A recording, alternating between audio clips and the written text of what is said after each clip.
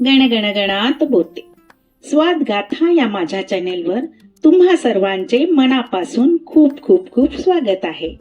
आज माझ्या नवरोबांची फरमाईश होती थालीपीठाची, तर त्यासाठी आज मी बनवणार आहे खुसखुशीत चवदार अशी थालीपीठ. स्वाद गाथा या माझ्या चॅनेलला जर सबस्क्राईब केलं नसेल तर सबस्क्राईब करा, लाईक करा, शेअर करा आणि बेल आयकॉनवर क्लिक करा.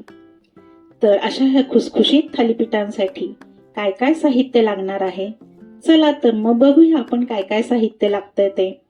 इथे मी घेतलं आहे 500 ग्रॅम ज्वारी, म्हणजे अर्धा किलो. ही स्वच्छ करून घेतली आहे.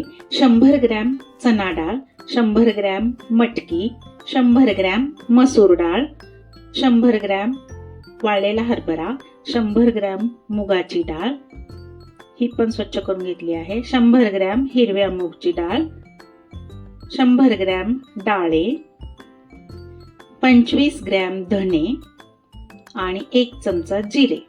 हे सगळं एवढं साहित्य आहे. हे मी सगळं मंद आचेवर भाजून घेतलं आहे आणि मग त्याचं दळून पीठ केलं आहे. तर पहा, हे 2 वाटी पीठ इथं घ्यायचं आहे. बरोबर 2 वाटी घेतलं आहे. 2 कांदे घेतले आहेत, बारीक चिरून घेतले आहेत. 1 टोमॅटो बारीक चिरून घेतला. त्याच्यानंतर हिरवी मिरची आणि कोथिंबीर, हिरव्या मिरचीचे तुकडे करून घेतले आहेत. लसण आल्याची पेस्ट आहे आणि स्वादानुसार मीठ घेतलं आहे आणि थोडंसं तेल लागणार आहे आणि पीठ तिंबण्याकरता पाणी. तर चला आता सुरुवात करूया आपण. पहिल्यांदा मी काय करते, या पिठामध्ये कांदा, टोमॅटो टाकून घेते. ऍक्च्युअली टोमॅटो नसतो, पण मला आवडतो म्हणून मी याच्यामध्ये टोमॅटो घेतलेला आहे. त्याच्यानंतर हिरवी मिरची आणि कोथिंबीर बारीक चिरलेली, हे असं जिन्नस घेतलेला आहे. आणि तुम्ही याच्यामध्ये बाकीच्या भाज्या सुद्धा तुम्हाला आवडत असतील, घरात अवेलेबल असतील, त्या चिरून घेतल्या तरी चालतील. स्वादानुसार मीठ टाकलं आहे. लसण आल्याची पेस्ट टाकत आहे आता हे सगळं जिन्नस एकत्र असं व्यवस्थित कालवून घ्यायचं आहे. थोडीशी हळद टाकायची आहे आणि चिमूटभर हिंग टाकायचं आहे. आता हे सगळं व्यवस्थित कालवून घ्यायचं आहे.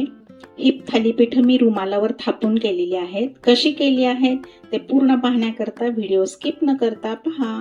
आणि हे एक थोडंसं तेल टाकलं आहे. भरपूर कांदा घातल्यामुळे थालीपीठ हरवाळ होतात अशी छान. कांदा तुम्ही किसून घातला त्यात तरी चालेल. आता हे मी सगळं मिक्स करून घेते आणि कालवून घेते. आता हे थोडं थोडं पाणी घालायचं आणि असं पीठ तिंबून घ्यायचं आहे. हे असं छान स्मूथ झालं आहे. आता हे पीठ आहे ना, हे मी झाकून ठेवते 10 मिनिटाकरता. आता ह्या रुमालावर आपल्याला थापायचे आहेत. तर चिकटू नये म्हणून मी काय करते, आधी पाणी टाकून घेते. याच्यामध्ये तेलाचं प्रमाण अत्यंत कमी लागतं. माझा ओवा घालायचा राहिला आहे, तो मी वरून टाकून घेत आहे. तर अर्धा चमचा ओवा टाकून घ्या आणि हा सगळा मिक्स करून घेते आता याच्यामध्ये. आता याचा एक एक गोळा तयार करायचा आहे असा. आणि ह्या भिजलेल्या रुमालावर, पोळपाटावर रुमाल टाकलाय तो, आणि त्याच्यावर रुमाल टाकून पाणी टाकून असं हे करून घेतलं, म्हणजे चिकटणार नाही त्याला. आता हे असं छान थापून घ्यायचं. पीठ पण एकदम छान भिजलेलं आहे. पहा कसं पटकन थापलं गेलं आहे, चिकटतही नाहीये. आणि त्याला असे होल पाडून घ्यायचे. आता हे जे आहे थालीपीठ, हे मी रुमाला सकट तव्यावर टाकणार आहे. तव्याला आधी मी थोडंसं ऑइल लावून घेतलं आहे. पहिल्या थालीपीठालाच लावून घ्यायचं आहे, नंतरच्या सगळ्या थालीपीठाला नाही लावलं तरी चालेल.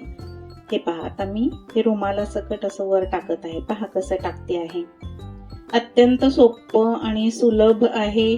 अजिबात काही त्यात कटकट नाहीये, तुटेल वगैरेची भीती नाही. हे पहा कसं छान पडलं आहे. आता त्याच्यामध्ये थोडंसं त्या होलमध्ये तेल टाकून घेते आणि कडेला पण तेल सोडायचं आणि ह्याच्यावर आता झाकण ठेवायचं आणि छान असं मस्त वाफवून घ्यायचं. आता छान खरपूस भाजून काढायचं आहे. हे पहा,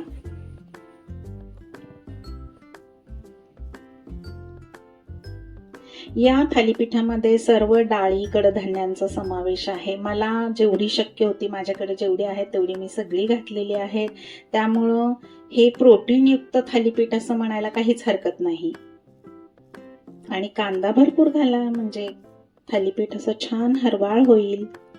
हे पहा, आता दुसऱ्या बाजूने पण आपण शेकून घेऊया. भाजलंय पहा, कलर पण किती सुंदर आला आहे, वास पण मस्त सुटला आहे. असं छान खरपूस भाजून घ्यायचं आहे. हे पहा, ह्याच्यावर असा पाण्याचा हबका द्यायचा आहे, म्हणजे मग थालीपीठ मऊसूत शिजून तयार होते. आणि माझ्या जर रेसिपीज तुम्हाला आवडत असतील तर लाईक करा, शेअर करा आणि बेल आयकॉनवर क्लिक करा. चला आता मी दुसरं थालीपीठ घालून दाखवते. हे पहा कसं छान मऊसूत पीठ झालं आहे आणि असं थापलं पण छान जात आहे.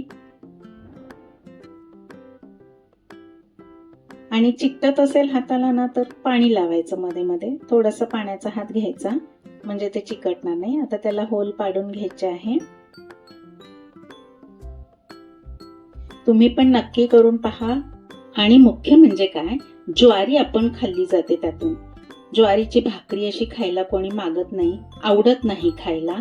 तर या थालीपीठाद्वारे ज्वारी आणि त्याचबरोबर कडधान्य सुद्धा पोटात जातील. लहान मुलं सुद्धा आवडीने खातील अगदी. तुमच्याकडे ज्या काही सर्व भाज्या असतील ना त्या थोड्या थोड्या चिरून अशा याच्यात घातल्या तरी ते सुद्धा छान थालीपीठ तयार होईल. हे पहा, आता हे मी दुसरं घालून दाखवत आहे. आता दुसरं भाजायला टाकलं आहे. तर मी बाकीची थालीपीठं करून घेते. ही थालीपीठं दही, लोणचं, तिखट, कढी कशाबरोबरही तुम्ही खाऊ शकता. चला तर मग पुन्हा भेटू आपण पुढील व्हिडिओमध्ये नवीन रेसिपीसह. माझा व्हिडिओ पूर्ण पाहिल्याबद्दल मी आपली खूप खूप खूप आभारी आहे. चला तर मस्त खा आणि स्वस्त रहा. पुन्हा भेटू लवकरच. Bye bye.